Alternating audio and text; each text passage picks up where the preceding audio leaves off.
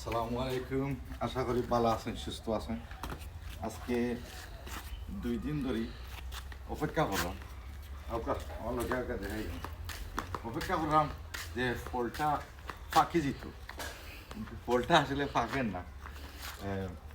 আছে না নিজে আমরা যে সাইকোলজিক্যালি কোন সময় ফাঁকবো, কোন দিন ফাঁকবো, কোন দিন খাইবো।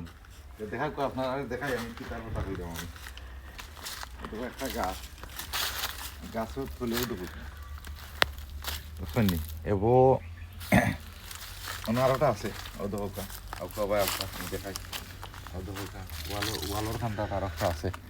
সো যেহেতু আইসি বাংলাদেশ ওই আমরা তো আর সবসময় আওয়া পড়ে না আর খাওয়া পড়ে না নিজের গাছর জিনিস। তো আমরা যেহেতু আইসি তো চেষ্টা করব যে ধরনের ফলও আছে ফ্রুটও আছে খাইয়া যাইতাম, বাট ফাঁকি যাব ইনশাল্লাহ 2-4 দিনের ভিতরে।